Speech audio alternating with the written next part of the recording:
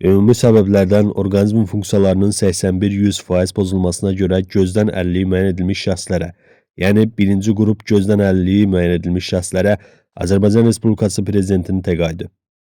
Ümumi səbəblərdən orqanizmin funksiyalarının 81-100% pozulmasına görə gözdən əlilliyi müəyyən edilmiş şəxslərə 350 manat məbləğində Azərbaycan Respublikası Prezidentinin təqaüdü verilir.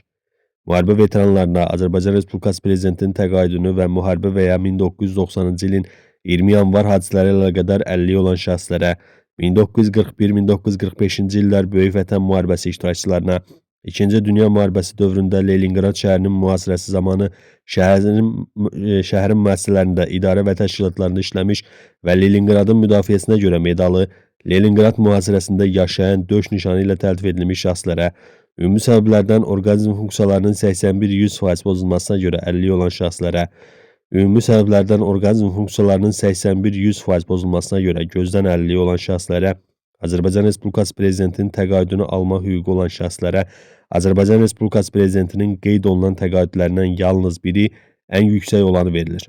Təqaüd plastik bank kartları vasitəsilə yalnız nağdsız qaydada ödənilir. Lakin təqaüd alanın əlilliyi dayandırıldıqda, vəfat etdikdə, qanunvericiliklə müəyyən olmuş qaydada itkin düşmüş və ya ölmüş elan edildikdə təqaüdün ödənişi dayandırılır. Təqaüd 2021-ci il yanvarın 1-nə verilir.